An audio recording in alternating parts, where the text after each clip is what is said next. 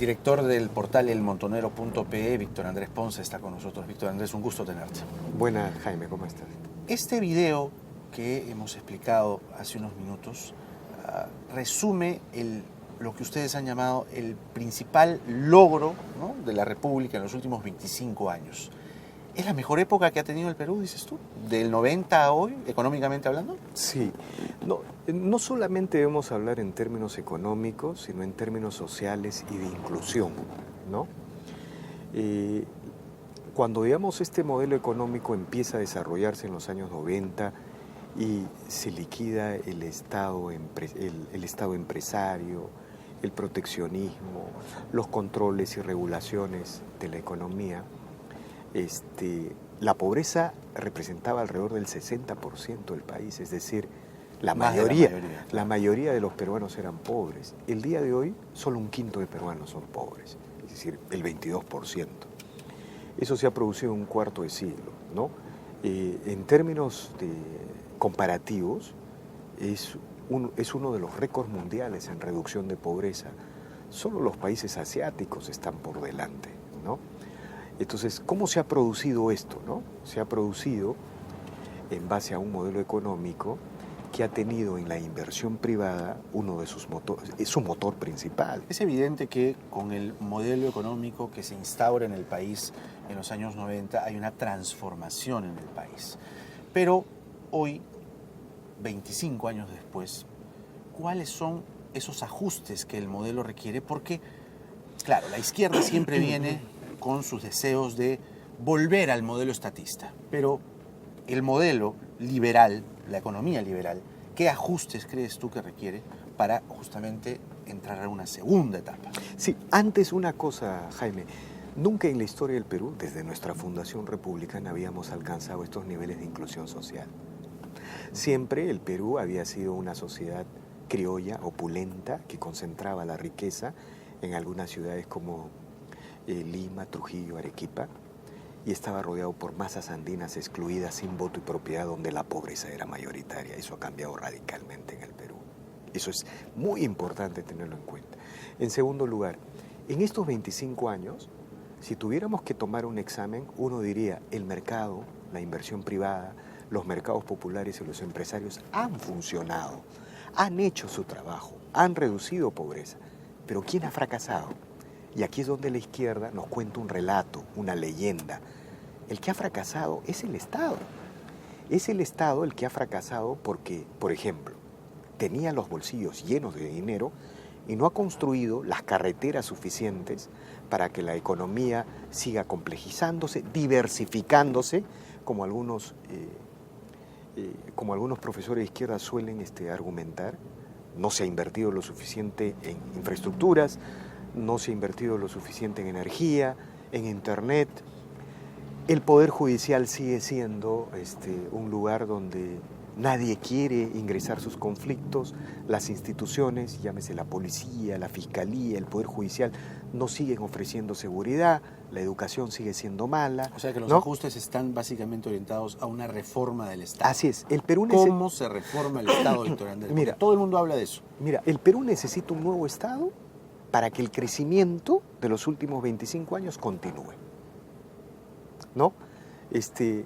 Quienes dicen que hay que volver al Estado empresario, bueno, miren lo que pasa en Venezuela, 10% de recesión. El día de hoy Venezuela va a tener 55% de su población en pobreza. Miren lo que pasa en Brasil, 3% de recesión. Los pobres están aumentando en Brasil. El Perú, con su desaceleración, todavía sigue reduciendo pobreza, no como antes. Entonces, el Perú necesita un nuevo Estado. Esa es la primera consigna, ¿no?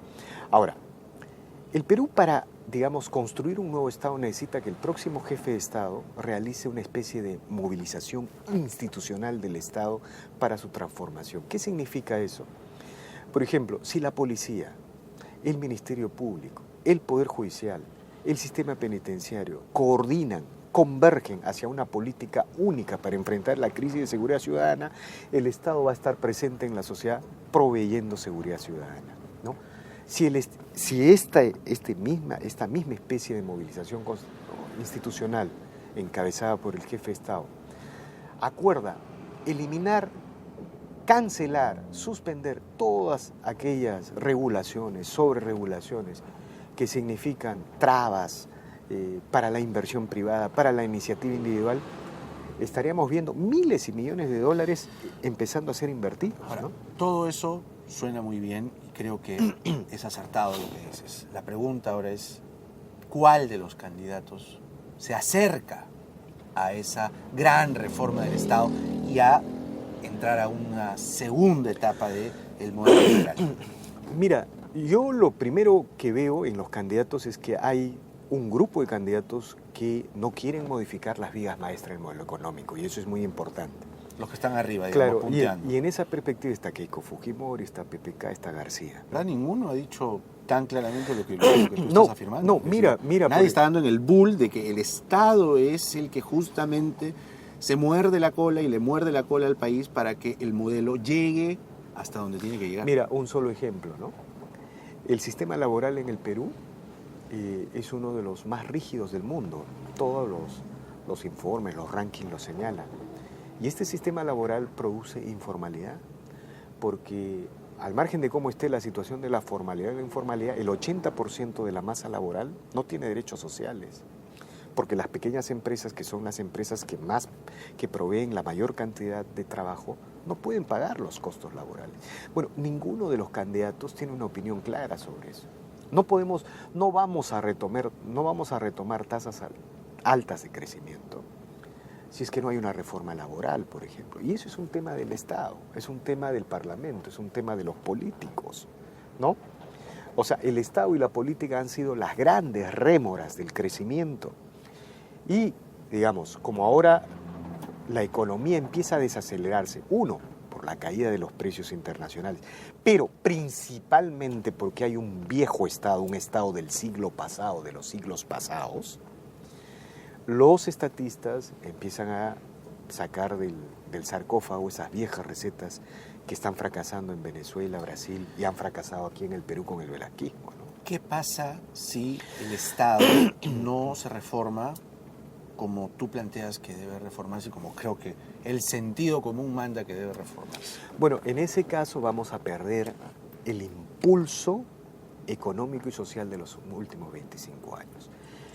La desaceleración se va a agravar, no sería nada extraño que volvamos a la recesión, no sería extraño que volvamos a aumentar la pobreza, y en ese contexto el discurso estatista, el discurso del Estado empresario, del proteccionismo, se pondría en la agenda del país.